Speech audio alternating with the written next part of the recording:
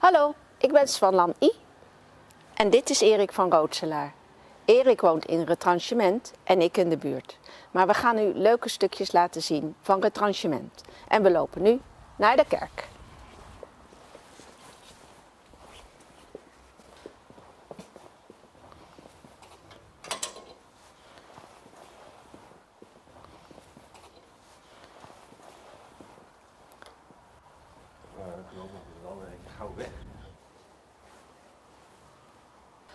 We hebben hier 15 december een kerstfair in dit kerkje.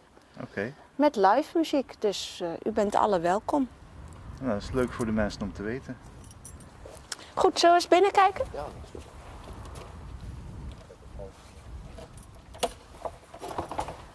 Ja, een Nederlands hervormde kerk, dus heel sober ingericht. Een mooi orgel. Ja. En de preekstoel, die staat hier even achter een scherm.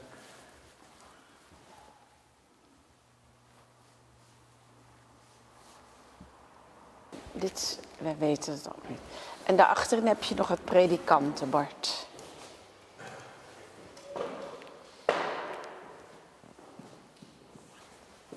Het predikantenbord, hè? Wat staat er, waar dient dat voor?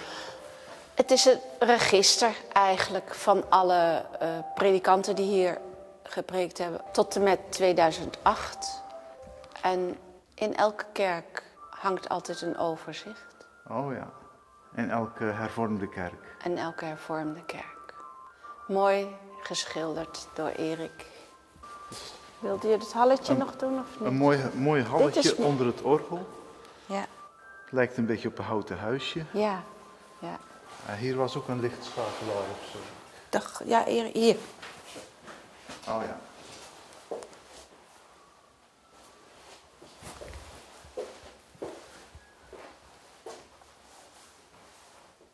Ja, het kerkje is mooi gerestaureerd.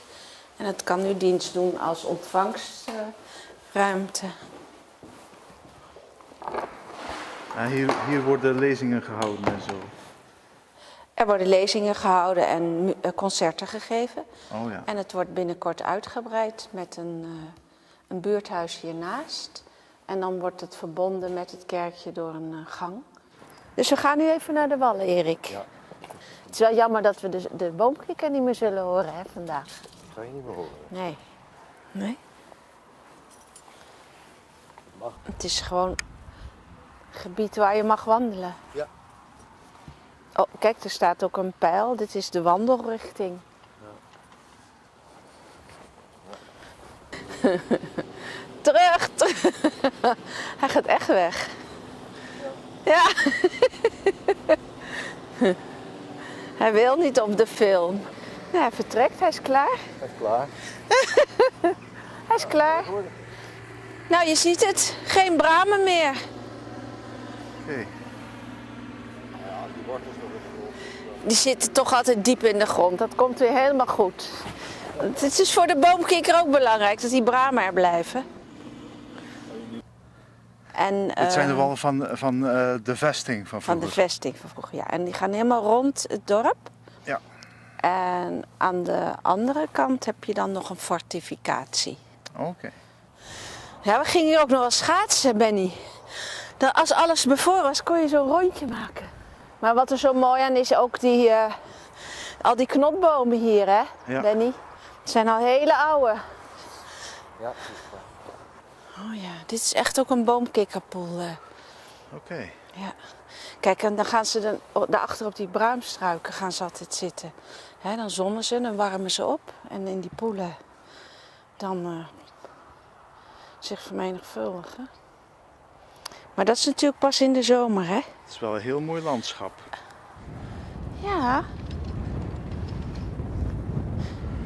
En het hele gebied wordt beheerd door het Zeeuws Landschap. Dus het wordt goed onderhouden en het wordt begraasd.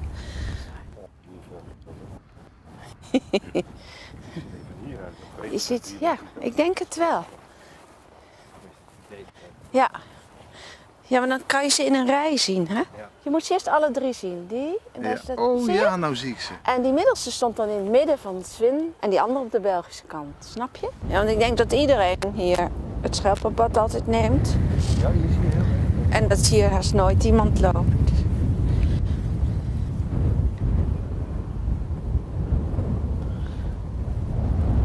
Maar het is ook een mooi zicht op het dorpje, hè? Vanaf hier. Het is gewoon leuk om te laten zien, want een beetje buiten de gebaande paden levert soms erg mooie natuur op ook, hè? Ja. In de winter de contouren van de bomen, echt ook zo mooi, hè? Ja, dan valt er opeens eentje op. Dan zie je ineens hoe mooi ze zijn. Of hoe gelijkvormig die twee bijvoorbeeld zijn. Gaan we hier naar beneden of wat is het?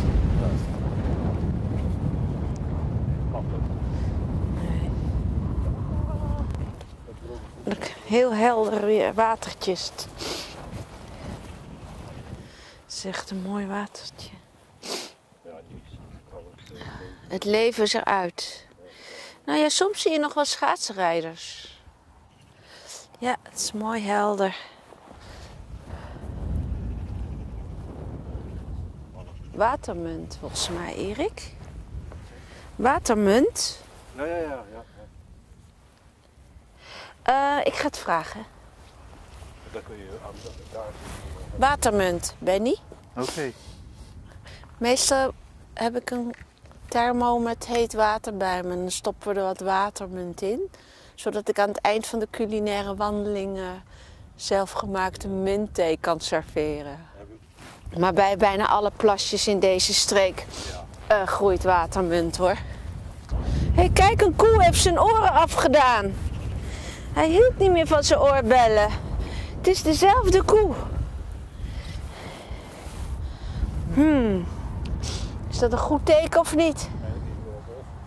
Hij is door een wolf gegeten. Hij is door de Truzemaanse wolf gegeten. Ja, vast. Ja.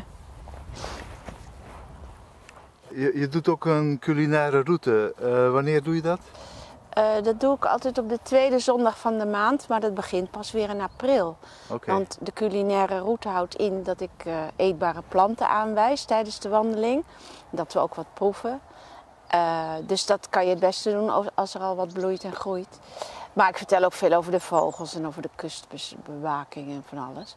En dan eten we als afsluiting een eenvoudige lunch bij Zilt en Zout. En dat is een restaurant wat veel gebruik maakt van streekproducten. Dus het blijft wel in de streek. En, dus ik begin in april weer. Dus kom allemaal meedoen. Het is niet zoveel wandelen, hoor. Het valt wel mee. Ja. Een kilometertje of 3,5. En opgeven kan via VVV? Opgeven kan via VVV. Dit vind ik het mooiste bordje van de streek. De Oranje Nassau-school. Bestaat al heel lang niet meer. Ja, ik zag bij jouw huis er ook een. Ja. Toen het schooltje dichtging. Een woning met een bedrijf misschien. Zou dat kunnen? Zegt hij dan? Jootje. Ja, ik doe jullie de groetjes. En Bedankt. hey, Perik, tot ziens. Wil je nog eens kijken? Ja. Ja. En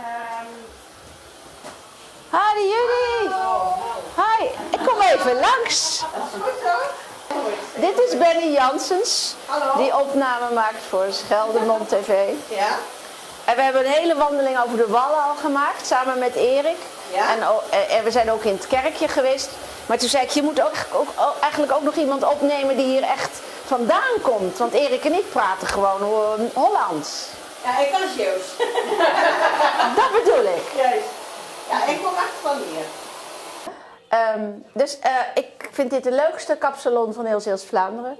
Dankjewel. Ik kom graag bij je, jullie. Maar ook natuurlijk omdat je van hier bent. Want je praat ook zo geweldig Lekker Zeeuws-Vlaams. Zeeuws. Ja, ik kom van hier, dat klopt. Ik kom van Isendikke. IJzendijken, maar met de zijn IJzendikke. En ja, dat is plat Zeeuws. Dat is platter dan zij. Ja, dat zal ik nooit kunnen leren. Je hoort bij mij meteen dat het niet echt is. Ja. Nee, maar ik vind het wel leuk, want je schrijft ook in het Zeeuws-Vlaams als je het schrijft. Ja. En dat vind ik ook zo bijzonder, Ja. want dan moet je het echt uitspreken om te snappen wat er staat. Dat denk ik al jaren geleden zijn we daar dus ooit mee begonnen met iemand. Met vriendinnen.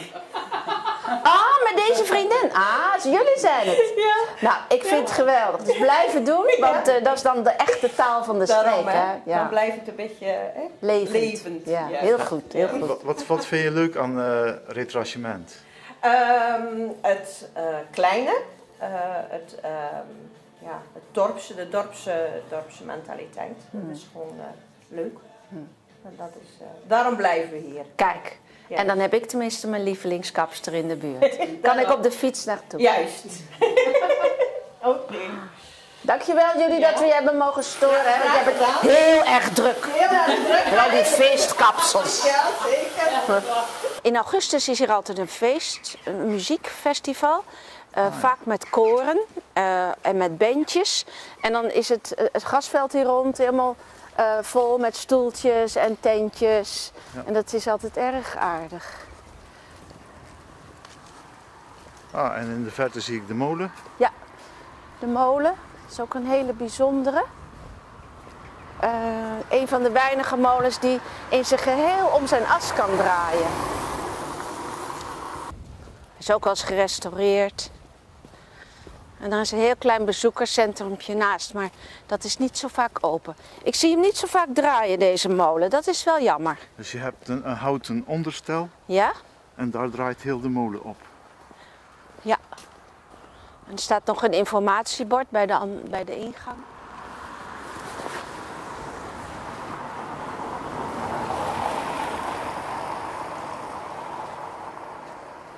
Open staakmolen. Er zit dus één grote stander in. Streekproducten. Allemaal streekproducten. En in de automaat tegenwoordig ook brood. Dat is iets wat in België veel gebruikelijker is dan in Nederland. Ja. Maar voor de vakantiegangers is het natuurlijk ideaal. Want er is hier geen bakkertje meer. Wat ik wel leuk vind, is dat daar staat Boskoop goudternetten. Volgens mij is het goudrenet. Voor de appeltaart. Goudrenet, Ja, ja. zie je dat. Ik werk als vrijwilliger bij Stichting Johan Hendrik van Dalen. Nou ja, toen ik hier kwam wonen, vanuit Amsterdam, dacht ik moet wel dingen gaan doen die het leven leuk maken. En ik heb altijd veel met boeken gewerkt als bibliothecaris. En ook veel met kinderen als jeugdbibliothecaris. Dus ik dacht, ik ga iets zoeken wat past bij mijn interesse. En toen wist ik al van de Stichting Jan Hendrik van Dalen af. Dus daar ben ik gewoon een keer gaan praten of ze nog iemand nodig hadden. En die zeiden, nou, wij kunnen nog wel vrijwilligers gebruiken. Dus als je dat leuk vindt, dan ben je van harte welkom. Dus ik ben nu adviseur. Ik zit niet echt in het bestuur, maar ik ben adviseur op het gebied van taal en letterkunde, evenementjes. Zilt en zout. Dus deze dijk is nieuw? Deze dijk is nieuw en vormt nu de verbinding tussen Nederland en België. We hadden vroeger de internationale dijk. Die omzoomde het Zwin. En daar kon je aan de luwe zijde langs fietsen. En dan kwam je uit bij het Vogelpark in Knokke-Huist. Oh ja. En daar staat de zilverreiger. Kleine zilverreiger. Het is een heel mooi vogelgebied, dat was het altijd al. Maar omdat het nu groter geworden is, komen er ook grotere groepen vogels hier tijdens de trek natuurlijk fourageren. Ietsje meer naar links zitten allemaal aalscholvers. Er zit ook een aalscholver met zijn veren uit. En dat is dus die polder hoort nog bij Trussement, hè? Waar die zwarte koeien lopen. Oh ja. Daar zitten ook heel veel boomkikkerputten in dat gebied. Heel veel plasjes. Hoe noem je dat, trussement? Trussement. Ja, zo wordt het hier uitgesproken, trussement. Oké. En het wordt ook begraasd en ook beheerd door het Zeeuws landschap. Maar ook vrije wandeling, dus je mag er ook gewoon in. In het voorjaar en de zomer houden ze daar boomkikkerwandelingen. En dan ga je 's avonds op pad en dan hoor je de boomkikkers kwaken. Het is de Leopoldpolder. We staan hier bij de Hickmanbrug. Dat is een brug die ter nagedachtenis aan generaal Hickman is geplaatst. Die in de Tweede Wereldoorlog hier een Baileybrug moest aanleggen en toen dodelijk gewond is geraakt. Samen met zijn mannen.